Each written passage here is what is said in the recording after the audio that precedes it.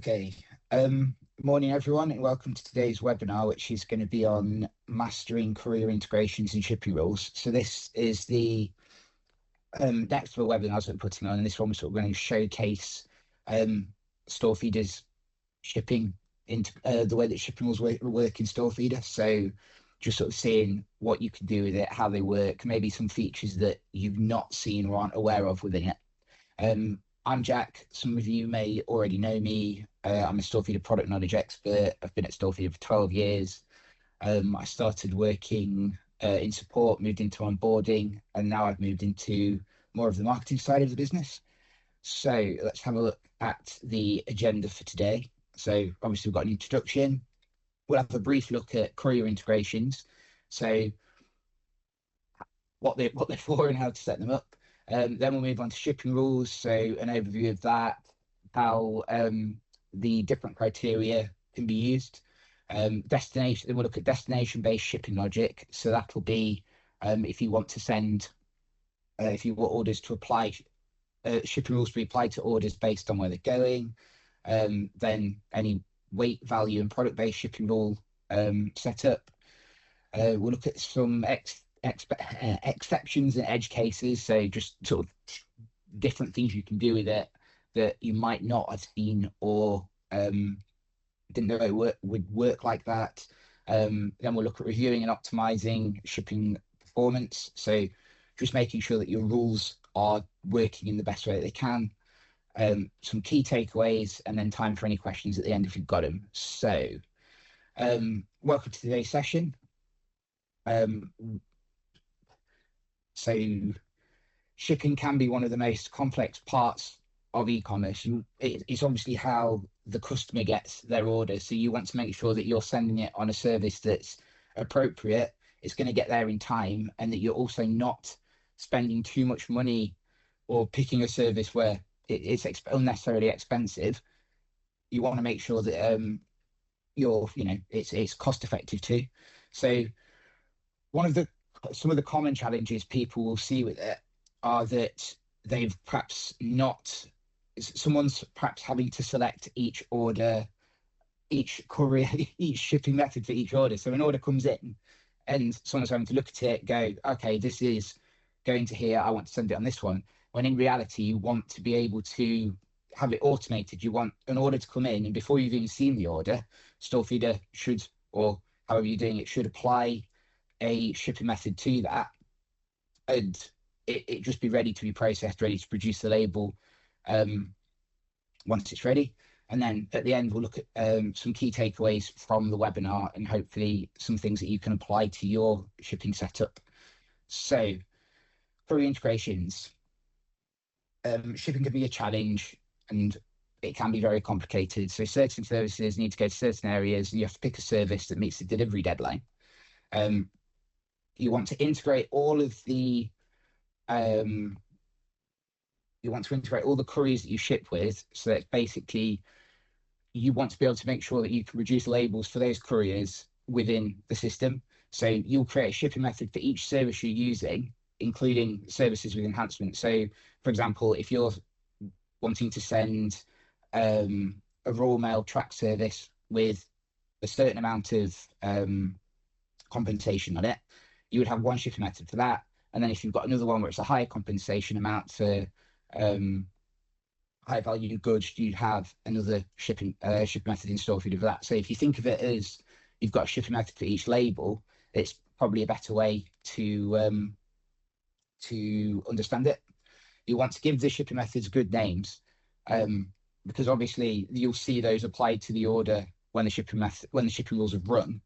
So you want to be able to look at it and go, okay, it's this courier and it's this method. I know exactly what that is. I know what kind of label I'll get, and I know with who it's going with, and you can sort of review it from there. You want to create shipping region based on where you send your orders. So, for example, raw mail will send to any UK postcode, or pretty much any UK postcode, I believe, whereas DPD, for example, have exceptions. So you can set up a region based on those postcodes, and we'll look at that a little later on in the webinar, to make sure that you've kind of pre-sorted this already in the rule, so you can just apply a rule to batch of orders that way. Simple rules are the best.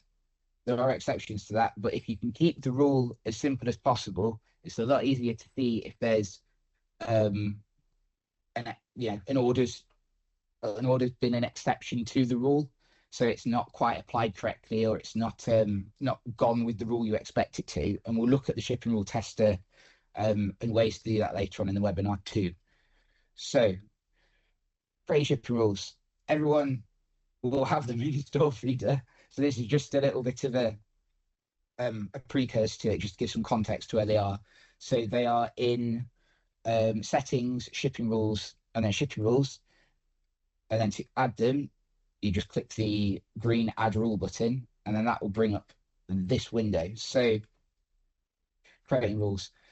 This window will show all the criteria that you can set up in your rules and have StoreFeeder check orders as they're imported for.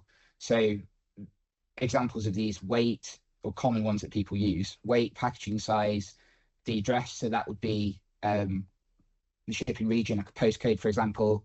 The channel orders come from. It might be that you Amazon, for example, Amazon by shipping, again, something we'll look at a little bit later on. You want any order that comes from Amazon to have this shipping method applied to it, but it would be irrelevant for eBay. It would be irrelevant for your website. So you just want it to filter on that. Again, with Amazon Prime orders, so you don't want to fall foul of Amazon's ETR. So you can set rules up that will flag against the Prime order and apply a priority postcode to it, or Amazon by shipping to it, and make sure that it goes out the door on time and it's got the right label on it. Channel shipping method as well. So this channel shipping method is obviously what the order comes into StoreFeeder with from your website or from Amazon, and you can set up rules there. They're probably one of those common ways to do it, actually, where it's a straight through rule where it's just, if an order comes in from this channel and it's got this channel shipping method, I want it to go with this service, and just don't worry about anything else, almost letting the channel pre-sort the orders a little bit before the StoreFeeder rules are applied to them, so you can have a simpler rule in StoreFeeder, and then it makes it easier for you to manage them within the system. So we'll have a quick look at what sort of criteria we can pick on the rule. Obviously, the rule name, you want to give it a good descriptive name that tells you what that rule's doing at a glance. So especially for the shipping rule tester, or if you're just going through the rules and sorting out what you've got, it's just an easy way to identify what the rule's doing without having to sit there and read it and unpick it and look at where it's going. Priority. This is an interesting one, because you can sort of set how important the rule is versus other rules. So you give this order, or give an order a rule a higher priority, it will sort of be selected before other ones. Obviously, we've got enabled, so you can enable, disable rules if you're testing rules, for example, or if you've got ones that you're no longer using. You don't have to delete them, you can just turn them off. Warehouse, this is now obviously StoreFeeder's got multiple warehouse support now, so this is now a drop down box to select it, so you can select multiple warehouses, one warehouse, and have orders that are in that warehouse be orders from that are in that warehouse have the rule applied to it. We've got channel type, so that's just the general channel type, so Amazon, eBay, Shopify, without going into which specific web store or region it is for that. So with this one, for example, we've got channel type of Amazon, and then the channel is Amazon UK. So this is filtering out any other Amazon marketplaces you're using, so Amazon FR, Amazon DE. Just this rule is just being applied to UK ones. Channel shipping method, we touched on that a minute ago, but that's just basically what the service is that the channel's picked for it, that the customer's picked on channel. You can tick that manual override box, and that will replace the channel shipping method one with a text field you can type in and add custom ones if you need to. Then we've got order total, order subtotal, and shipping cost. So these are just min maxes that you can set, whether it's, I want this rule to be applied to anything that has got an order total of between £0 and £5, for example. We'll have a brief look at that later on. Then we've got weight, packaging size. So that's just basically whether you want what packaging size you want applied to, you have got applied to that order, what you want it to filter through in the rules. Same for order weight. You might have services that only go up to a certain order weight, so you can exclude orders that are above that straight away using this one. Shipping region, the regions of you set up regions in StoreFeeder. Again, something we'll look at, and you can just use the rule to select those. Priority orders, prime orders, and Amazon Business. So basically, if it's a priority order, I want that to be picked up in the rule. Prime orders, it's sort of obvious, it's for Amazon. You just want to make sure that it's going with a prime suitable shipping method. If it's an Amazon Business order, you can filter orders out on line count. So maybe you've got rules that only apply orders to orders with like a single line on them or multi-line. We've got applicable days, again, something else that we'll look at later. You can select what days you want a rule to be applied. Duty paid, if it's any order or just orders with or without. Courier cut-off times. So some couriers won't allow labels to be created after a certain time of the day, and if you're trying to produce labels for that for an order that's going with one of those services, it'll automatically move it to one that's suitable. Hazardous items and fragile items, it's just basically some things need to go with certain services. So say it's like I think some cosmetics, for example, need to go with particular couriers and particular labels. So that just means that you're not producing a label that you won't be able to send the item with. And then finally, if it's got a priority flag or not. And then at the bottom, you'll see what shipping method has been applied. So in this case, it's raw mail TPN. So we spoke about it briefly there, region-based shipping rules. So if you want your shipping rules to go somewhere based completely on where the customer is, for example, the simplest level, domestic or international, you're not going to be able to send to a UK postcode with a domestic service. That'll fail at validation. So you'll just be able to, in your rules, go, okay, cool, this is going to somewhere in the UK, I want it to go with this domestic service. Or it's an international order, and set that in the rules, and it'll automatically mean that anything that's not that anything that is a domestic service is ruled out, and it'll only go with something that's relevant. You can set these shipping rules up, you can set the shipping regions up based on postcodes. So in this example we've got here, it's just out of area postcode. So I'd mentioned it briefly a minute ago. If it's not something that one courier will send to, these out of area ones, you'll want to make sure that they're going to a courier that is in area, or it's a suitable one for it. So you can have a rule that's just basically, an order comes in, doesn't matter where it's come from, what it's doing, as long as it's going to an address that's this postcode, I want it to use this courier. Applicable day delivery. So again, this might be where you're producing a service that's only available on a certain day. For example, a Saturday delivery. You're not going to want to produce a label for a Saturday delivery service, for a Saturday delivery order on a Tuesday, because it's Wednesday the next day. If it's going next day, it's going to want to just go on a normal next day service. But if you're producing the labels on a Friday, for example, you'll want StoreFeeder to go, okay, this label's being produced for collection tomorrow.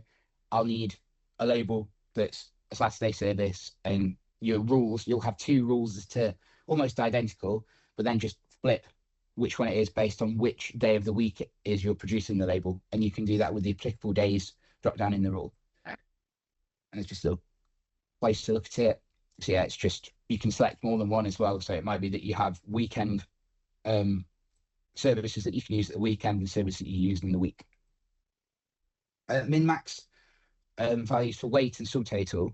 Again, this is like kind of some of the simplest stuff you can do with it, but it's also probably the most common way that people will filter orders out and select methods for certain orders. So you're just saying at the simplest level, you've got, I don't know, a raw mail service that doesn't allow anything over 5 kilograms, regardless of what the packaging size is, whether it's a large letter or a parcel.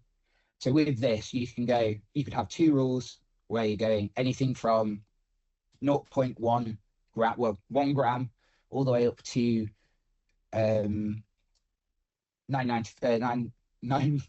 well, it's basically 10 kilograms, up to 10 kilograms, will be going with this rule. But if you've got an order that's then outside of that, you would have another rule that would start at 10 kilograms and perhaps not have a max limit on it. And that would mean that the order is going to be forced to go with that rule because the order weighs too much for this one. Again, similar idea with the total. It might be that someone places an order on your website and they've spent £200, for example, but they've only selected like a standard raw mail service, and you're not going to want to send the order on that. You're going to want to send it tracked or tracked and signed, but you're not going to want to have to check every order that comes in for the order value. So with this rule on the order total, you can just go, it doesn't matter what the customer's picked, it doesn't matter if they've paid for postage or not paid for postage, I want it to go with this sign for service because this item's valuable and I need to know where it is. And this takes the thought of having to do it out of it. Also doesn't mean that someone in the warehouse who's producing the labels or picking the orders has to think about it either. It'll just produce the label for them, and you've got the peace of mind that that's going to the right place. Again, quick try to look at it. It's and you can do it at shipping cost as well, actually. So same concept. It just might be that you've got a rule that comes in on shipping cost, and you go, well, okay, if the person's paid this much for shipping, I want it to go with this service. So packaging sizes. This is a strange one in a way because of the way that locked packaging sizes sometimes works in StoreFeeder, but you can pick rules to go. You can pick orders. You pick rules for orders where it's got a large letter, for example, and it's going to go with a particular service, or it's a parcel and it's going with a particular service. But particularly useful for raw mail because of how they differentiate it more. It's not as relevant for other couriers, but it's something that you can do within the rules. Here we go. So this is what I was expected to come up. Here we've got every packaging size that's on the account, so that's all the different ones. Everything from something that is raw mail applicable all the way up to larger ones. And you can select multiple or just one or all of them and make sure that the right service, you're sending a item that's on the right service for that size. Cool. So handling exceptions and edge cases, Amazon by shipping. So this is it works a little differently to all of the other couriers in a way, because they will choose what service. You're not specifying, I want this type of this label. It's going here. It's going on this, going to this address on this time frame. We're going to produce this label for you, and that's what it is. So you're not setting a rule up that actually looks at what the item is and decides based on the criteria you've got in the system. Amazon's deciding the criteria. So you would just want to have a very simple straight through rule where it's, if an order's come from this channel, I want you to use Amazon by shipping, and then Amazon worry about that part. Exactly. Amazon chooses a service and StoreFeeder prints the required label. So you'd have a single rule. You may have like complementary rules to this as well. So depending if it's which particular Amazon channel it is or which Amazon account it is, you can set them up so that they always provide the correct information for it. And again, you don't want to fall foul of Amazon's VTR. It just makes it easy. Cool. So setting up collection orders using shipping methods. So some people will either have a collection option on the website where someone can come into their shop or come to them to pick an item up, but you're not going to want to have to manage that manually. You're not going to want to produce a label for something you're never actually going to send. So you can set up a shipping method that doesn't produce a courier label. It just produces a customer name, a customer order number, may even sometimes it has a barcode I've seen. So it's just linking the order directly from the collection channel shipping method to the collection shipping method. So, I'm sorry, let's whip that back actually. So what I mean by that is that if an order's come in with a channel shipping method of collection, you just want it to go straight through to this channel shipping method, this shipping method for collection. Just produce a label and you know where it's going. Right. So how to set this up? You just create a generic third-party other courier in StoreFeeder, give it the name of collection.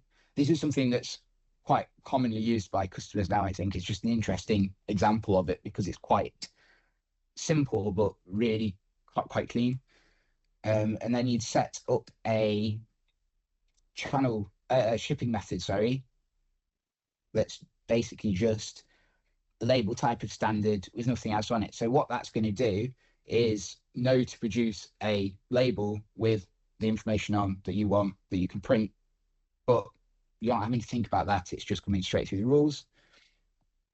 And then you'd set a rule up that would show you, like we say, just straight through. And yeah, customer comes to collect it and it's all been filtered. You've not produced or paid for a label that you're never going to use.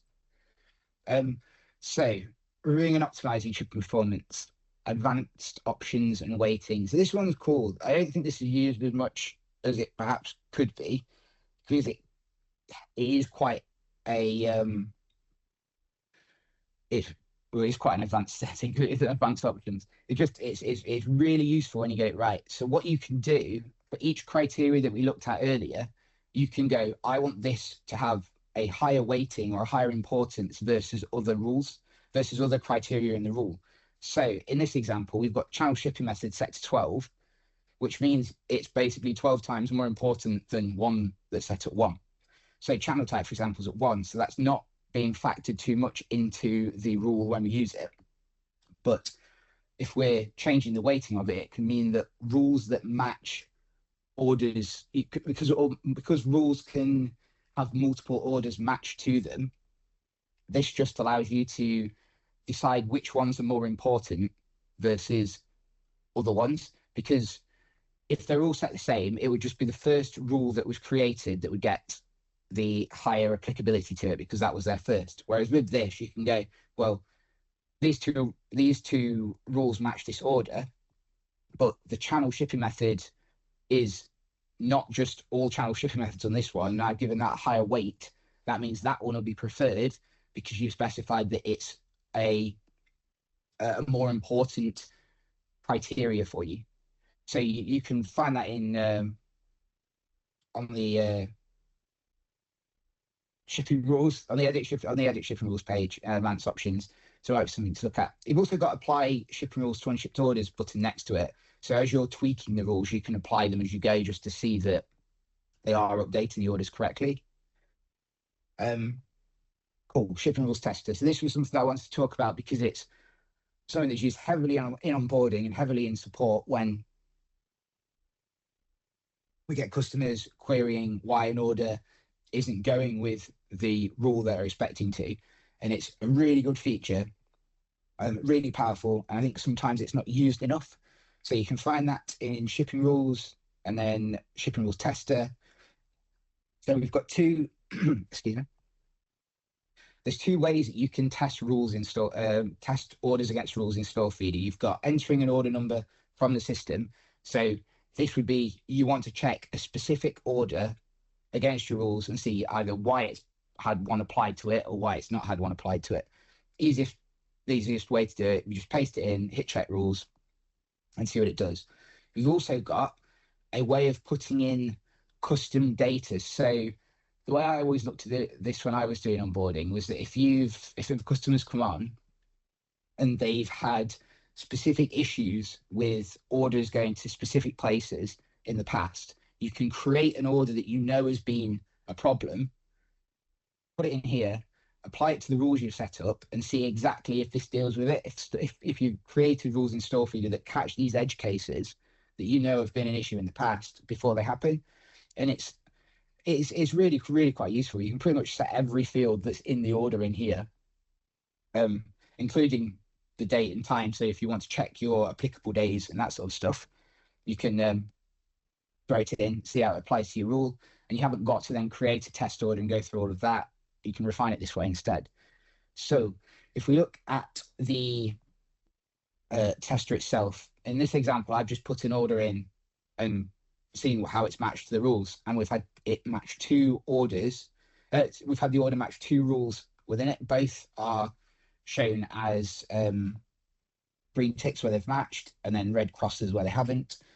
So if we look at the rule in more detail, if you click on that rule, by the way, it will expand it. So this is the view I'm seeing here, and we'll see that it's matched on all of these things, and this is why. So the order subtotal is between that value, it's matched on it, it's all channels. This rule is really, really generic looking at it. So it makes sense it's matched. But you can see exactly what criteria it's missing or not missing on.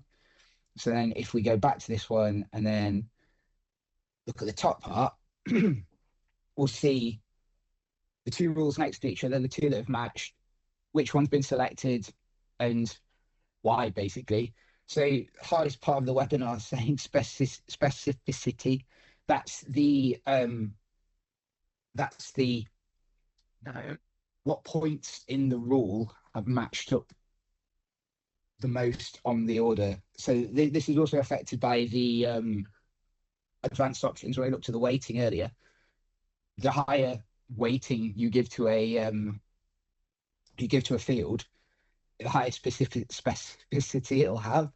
So in this case, even though the two rules match, that top one's got higher specificity.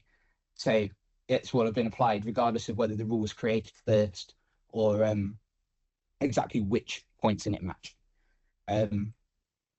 Yeah, just with the rules as well, I would say they're really good for refining and reviewing your shipping methods. And it's probably a good idea to check these every so often and just make sure your rules are efficient as possible, because you may be able to get rid of some rules and sort of tighten it up a bit and have less to manage and look at.